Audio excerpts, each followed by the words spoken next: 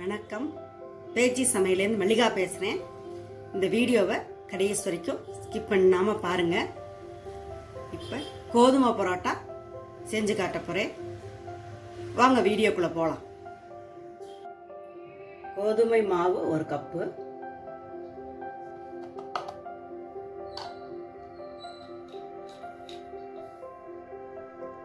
டீஸ்பூனில் உப்பு, 1 teaspoon sugar, எல்லாத்தையும் போட்டு மிக்ஸ் பண்ணிக்கலாம்.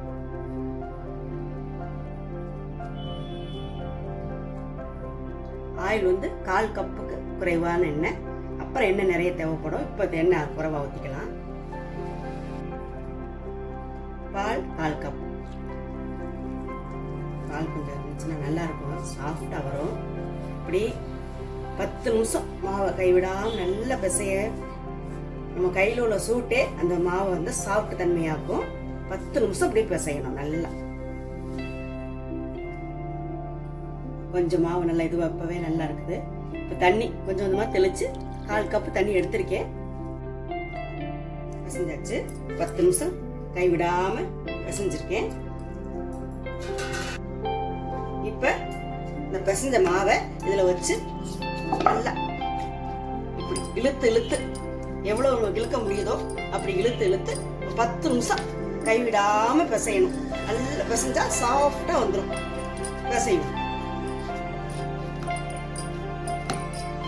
10 நிமிஷம் கைவிடாம பிசைஞ்சாச்சு. இப்போ இந்த சாஃப்ட்னஸ் கிடைச்சிருக்கு. 1 மணி நேரம் ஊற வச்சுட்டு பார்ப்போம். 1/4 கப் குறைவா எண்ணெய் எப்படி மேலே ஊற்றி காயாம எல்லாத்துலேயும் வர்ற மாதிரி வச்சுட்டு துணி போட்டு மூடி வச்சிடலாம். 1 மணி நேரம் கழிச்சு பார்ப்போம். இப்போ 1 hour ஆயிடுச்சு. இப்போ எப்படி இருக்குன்னு பார்க்கலாம். எவ்வளோ நல்லா சாஃப்டாக இருக்கு.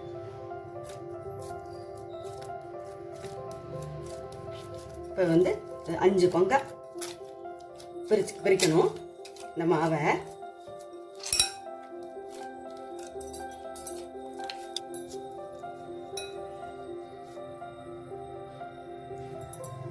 முட்டை மாதிரி வருது பாருங்க.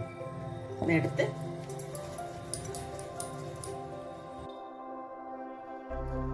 பிசைஞ்சு 5 வந்துருக்கு இந்த 1 கப் மாவுக்கு. இப்போ அது மேலே இருந்து எண்ணெயை ஊற்றி, இதுக்கெல்லாம் கொஞ்சம் கூட எண்ணெய் செலவாகும். 1/4 கப்பு குறைவதை எடுத்துருந்தேன். இப்போ வந்து 1/2 மணி நேரம் இந்த உருண்டையை ஊற வைக்கணும். 1/2 மணி நேரம் கழிச்சு பார்ப்போம். துணி போட்டு மூடி வச்சேன். 1/2 மணி நேரம் ஆயிடுச்சு. எப்படி இருக்குன்னு பார்க்கலாம். நல்லா சாஃப்டா இருக்கு.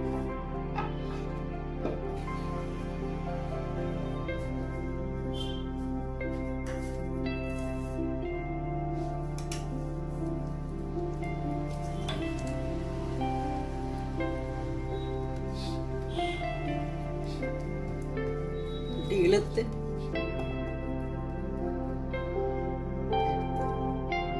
ஃபுல்லாக இழுத்தாச்சு.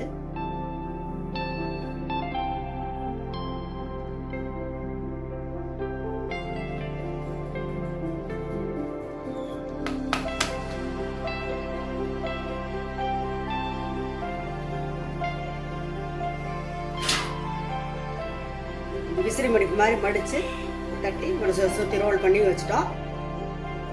ரோல் பண்ணி வச்சதை எடுத்து ப்ரெஸ் பண்ணுறவங்க பண்ணலாம். இல்லை முடியலைன்னா இந்த வந்து இருக்குல்ல நம்ம சப்பாத்தி வைக்கிற கட்டை, அதை வச்சு கூட மெதுவாக பண்ணணும். அவன் அழுத்தி பண்ணிடக்கூடாது.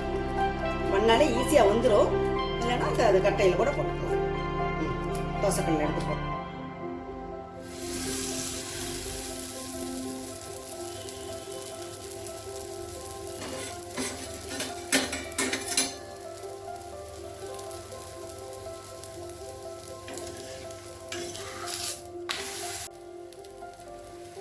இப்படி திருப்பி ரொம்ப ஸ்லோவில் வச்சா போதும். ரொம்ப கையில் வச்சோம்னா கறியும் உள்ள மாவு வேகாது.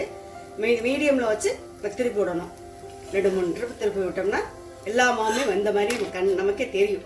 அதுக்கு மேலே எண்ணெய் கொஞ்சமாக நிறைய எண்ணெய் ஊற்றிருக்கு. மேலே கொஞ்சம் ஊற்றினா போதும்.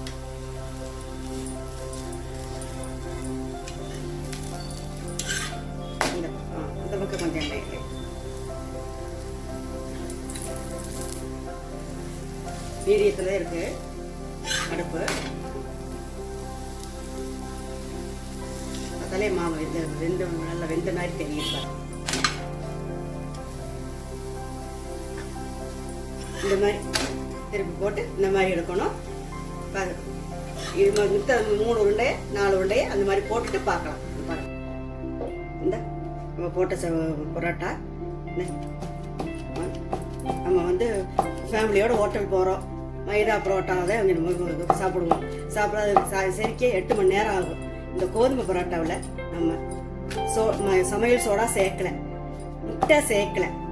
நமக்கு இந்த மாதிரி எல்லாம் நம்ம போட்டு நம்ம செஞ்சு சாப்பிட்டோம்னா பரோட்டா பிரியர்கள்லாம் வந்து இந்த மாதிரி கோதுமை பரோட்டா செஞ்சு சாப்பிட்டாங்கன்னா ரொம்பவே உங்களுக்கு ஹெல்த்தி கிடைக்கும்.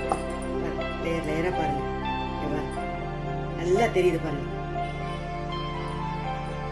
இப்படி இழுத்தோம்னா அப்படியே வரும். நல்லாவே இந்த வடு தெரியுது பாருங்க. கோதுமை பரோட்டா ரெடி ஆயிடுச்சு. இதுக்கு சைடிஷ்னு பார்த்தோம்னா நம்ம சைடெல்லாம் வந்து வெள்ளை குருமா, வெஜ் குருமா, தக்காளி குருமா இதெல்லாம் இதுக்கு சாப்பிட்டாலும் இதுக்கு வந்து சைடிஷ் சூப்பராக இருக்கும். நம்ம வடநாட்டு பக்கம் பார்த்தோம்னா paneer butter gravy, mushroom butter gravy இந்த மாதிரி அதுவும் இந்த கோதுமை பரோட்டாவுக்கு ரொம்ப சூப்பர் காம்பினேஷனாக நல்லா இருக்கும். இந்த கிரேவி இந்த குருமா எல்லாமே நான் வீடியோவில் என்னுடைய வீடியோவில் நான் போட்டிருக்கேன். அந்த டிஸ்கிரிப்ஷனில் லிங்க் கொடுக்குறேன், நீங்கள் போய் செக் பண்ணி பார்த்துக்குங்க. இப்போ பரோட்டா ரொம்ப பிடிக்கும், மைதா அப்படின்னு கொஞ்சம் தவிர்க்கணும்னு நினைக்கிறவங்க இந்த மாதிரி கோதுமை பரோட்டா போட்டு சாப்பிட்டா நல்லா ஹெல்த்தியோட நமக்கு திருப்தியாகவும் இருக்கும். சாப்பிட்டா பரோட்டா சாப்பிட்ருக்கோம்னு திருப்தியோடையும் இருக்கும். செஞ்சு பாருங்கள். பிடிச்சிருந்துச்சுன்னா லைக் பண்ணுங்கள், ஷேர் பண்ணுங்கள். பேச்சி சேனலுக்கு சமையலுக்கு சப்ஸ்கிரைப் பண்ணுங்க. நன்றி, வணக்கம், வாழ்க வளமுடன். அடுத்த வீடியோவில் உங்களை பார்க்குறேன்.